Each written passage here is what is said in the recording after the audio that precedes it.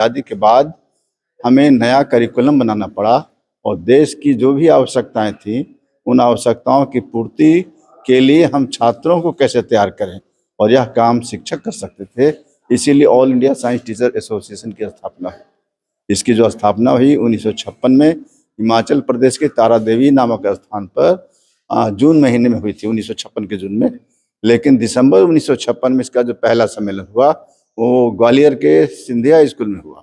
और इसके पहले जो उद्घाटनकर्ता हमारे हैं डॉक्टर शंकर दयाल शर्मा, जो देश के 9वां राष्ट्रपति भी हुए, उस समय वो मध्य प्रदेश के शिक्षा मंत्री थे। नालंदा जिला में 2 दिवसीय साइंस कॉन्फ्रेंस हो रहा था। अभी हमारे साथ सर हैं और जानते हैं सर से कि किस प्रकार से ये आयोजन हुआ और बिहार के लिए कितना कारगर है। सर, जो आयोजन हुआ इसका उद्देश्य है कि संस्था को आगे बढ़ाना और विज्ञान के प्रति लोगों को जागरूक करना, छात्रों को उत्साहित करना रिसर्च में जाने के लिए और प्रकृति के रहस्यों की जानकारी के लिए। और ये हम हर साल हम लोग ऑर्गेनाइजर सब मिलके देश के किन्हीं कोने में ऑर्गेनाइज करके इसको चलाते हैं। इसका संस्था का नाम है all India science teacher association. Science ऐसा और बच्चों में काफी मतलब एक मन में बना रहता है, काफी भारी सब्जेक्ट है, हार्ड सब्जेक्ट है। उसी को हल्का करने के लिए हम इसका उपयोग इसको चलाते हैं। कैरियर की क्या संभावनाएं हैं भविष्य में साइंस? विज्ञान ही आज का जीवन है।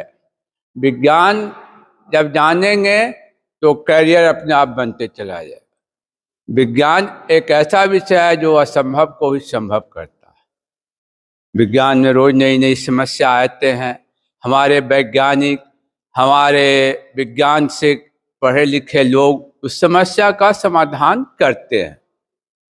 इसलिए विज्ञान को हमें इस शिक्षा को आगे बढ़ाना है, यही मेरा उद्देश्य है। सर, लगभग ये 52वां संस्थान रहा है और हम जानना चाहेंगे सर कि किस प्रकार अब तक की यात्रा रही 52 वर्षों की। इसे गोल्डन जर्नी जी। इसे काफ़ी हमें लेगेसी मिल रहा है।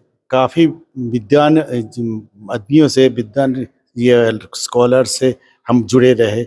Our motto is promoting the science and scientific attitude.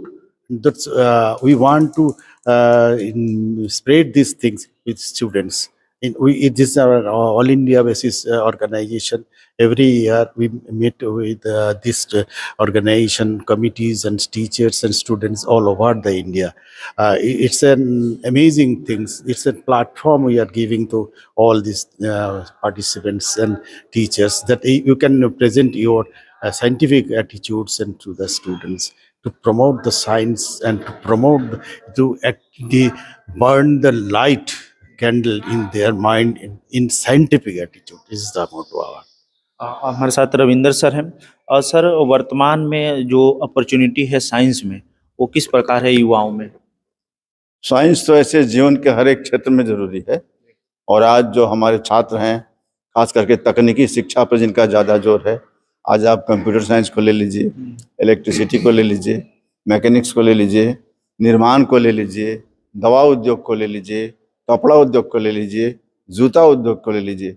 जिंदगी के तमाम क्षेत्रों में आज बगैर विज्ञान और तकनीक के विकास नहीं हो सकता है। इसलिए साइंस की पढ़ाई हमारा स्कूल लेवल से बेहतर हो, उस पढ़ाई में क्वालिटी हो।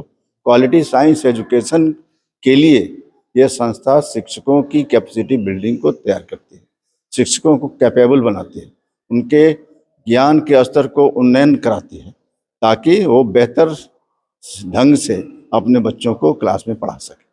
यह जो संस्था है यह काफ़ी पुरानी संस्था है। और आपको मालूम है कि हमारा देश ब्रिटिश साम्राज्यवाद का गुलाम था, और गुलामी के बाद जब हमें आज़ादी मिली, उस आज़ादी के बाद हमें नया करिकुलम बनाना पड़ा और देश की जो भी आवश्यकताएं थी उन आवश्यकताओं की पूर्ति के लिए हम छात्रों को कैसे तैयार करें, और यह काम शिक्षक कर सकते थे। इसीलिए all India science teacher association की स्थापना हुई। इसकी जो स्थापना हुई 1956 में हिमाचल प्रदेश के तारा देवी नामक स्थान पर जून महीने में हुई थी, 1956 के जून में। लेकिन दिसंबर 1956 में इसका जो पहला सम्मेलन हुआ वो ग्वालियर के सिंधिया स्कूल में हुआ। और इसके पहले जो उद्घाटनकर्ता हमारे हैं डॉक्टर शंकर दयाल शर्मा, जो देश के 9वां राष्ट्रपति भी हुए, उस समय वो मध्य प्रदेश के शिक्षा मंत्री थे। और तब से ये यात्रा शुरू हुई है और यात्रा विभिन्न शहरों, गांव, कस्बों से होते हुए देश के अनेक भागों से गुजरते हुए आज हम फिर से नालंदा में आए हैं। उस नालंदा में आए हैं जिस नालंदा का मध्यकाल में और प्राचीन काल में काफ़ी अहम योगदान रहा है। आप पूरी दुनिया को जो बौद्ध धम्म और बौद्ध विचार की परिकल्पना जो दी गई, हमें युद्ध नहीं बुद्ध चाहिए, वह इसी नालंदा और मगध की धरती से हुई। गौतम बुद्ध भी यहाँ बहुत दिनों तक रहे थे और यहाँ नालंदा विश्वविद्यालय का अवशेष आपने देखा होगा, जो इस रास्ते में यहाँ से 10-12 किलोमीटर पहले है।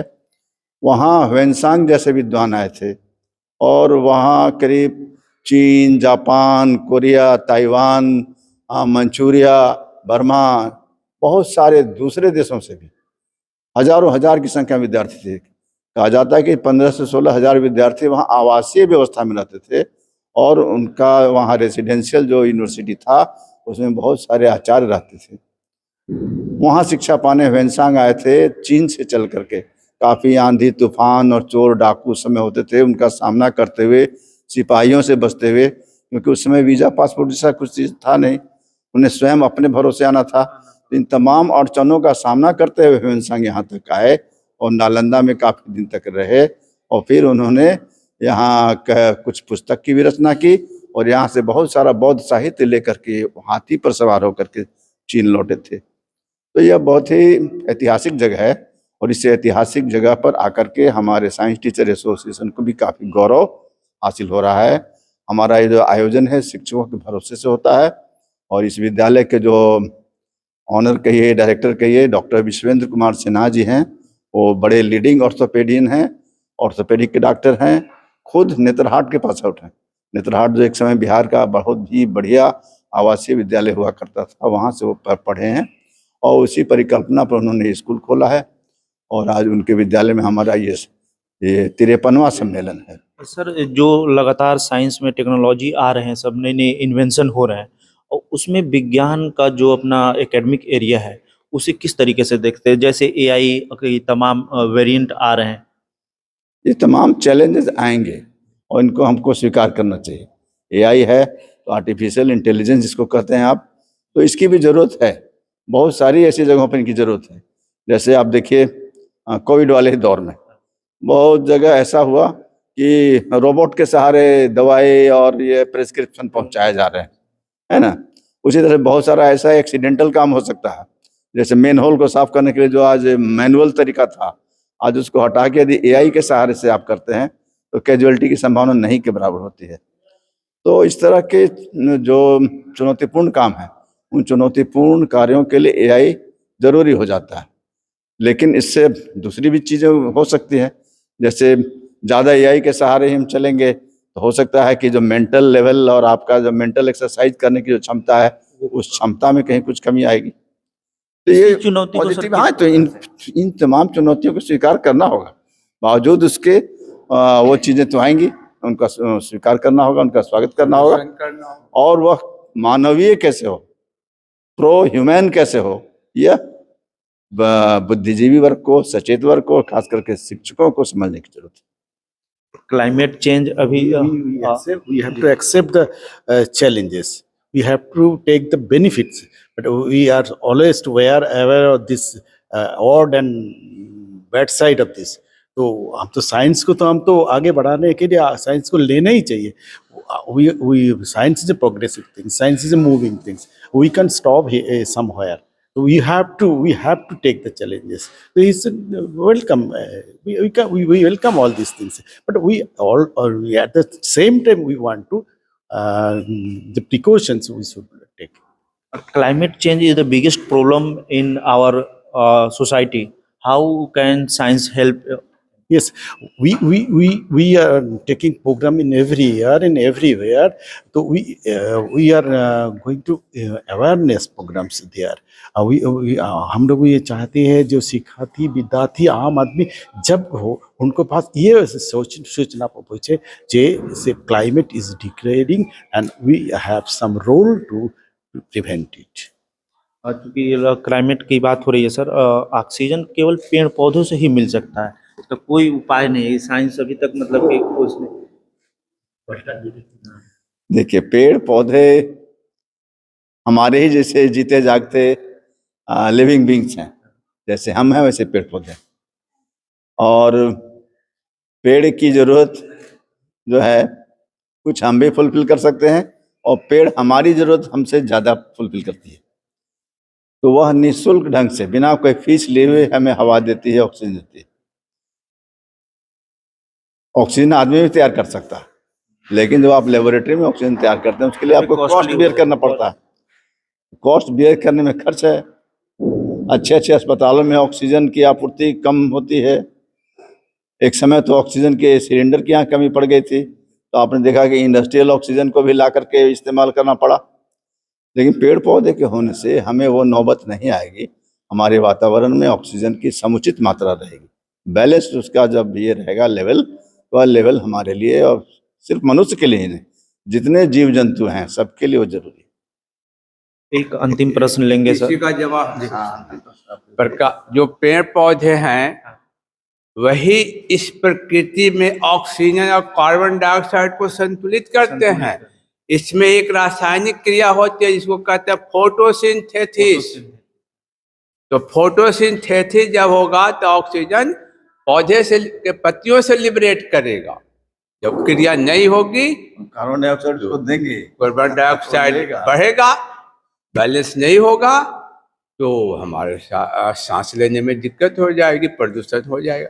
तो प्रदूषण के कारण आज ऐसा हो रहा, एक्सपेरिमेंट करके देखा गया है कि जो पत्तियां हैं उनके स्टोमाटा और पोर्स, अंग्रेजी में पोर्स कहते हैं, हिंदी में उसको रंध्र कहते हैं, हिंदी में छिद्र कहिए, छिद्र के, वो बंद हो गए हैं, जिसके कारण प्रकाश संश्लेषण का रेट 40% घट गया, जिसके कारण ऑक्सीजन हमको कम मिल रहा है। क्योंकि इस पर धूल कण, कार्बन के कण या और विभिन्न तरह के डस्ट उसकी पत्तियों पर बैठ गए, जिसके कारण उसका जो छिद्र और स्टोमेटा बंद, हमारा नाक मुंह बंद कर दिया तो सांस लेंगे नहीं ना लेंगे। और पौधे क्या करते हैं, प्रकाश संश्लेषण द्वारा अपना भोजन का निर्माण करते हैं। उस क्रिया में जो है सो ऑक्सीजन लिबरेट करते हैं। जब पौधे नहीं रहेंगे तो हम ऑक्सीजन ऑटोमेटिक वायुमंडल में बढ़ जाएगा, घट जाएगा और कार्बन डाइऑक्साइड बढ़ जाएगा। एक सर अंतिम प्रश्न हम लेंगे। विदेशों में शिक्षा जो साइंस की पढ़ाई के तरीका है और अपने देश में, क्योंकि ज़्यादातर हम लोग देखते हैं कि विदेशों में ही खोज होता है, और तो ऐसा क्या सुधार करना चाहिए हमारे यहाँ की शिक्षा व्यवस्था में साइंस को लेकर? इसलिए तो हम लोग के लिए एक तो आपको टीचर्स की कैपेसिटी बढ़ानी होगी। दूसरा, जो हमारे प्रशासक हैं उन प्रशासनों को भी जनपक्षीय नीति अपनानी होगी, नौकरशाही छोड़ के। और तीसरा, आम लोगों का विश्वास, आम पब्लिक को भी टीचर्स पर एक विश्वास जगे, इसके लिए भी हमें सोचना होगा। किन्हीं कारणों से आज हमारे शिक्षकों की प्रतिष्ठा में कमी आई है। चाहे कारण जो है, मैं उन कारणों पर भी नहीं जाना चाहता, लेकिन जब शिक्षक को समाज में प्रतिष्ठा मिलेगी वो उत्साह से काम करेंगे, ईमानदारी से काम करेंगे, और जब ईमानदारी से काम करेंगे उसका रिजल्ट अच्छा आएगा, और रिजल्ट अच्छा आएगा, समाज प्रगति करेगा, आगे बढ़ेगा। बातचीत के लिए बहुत बहुत शुक्रिया।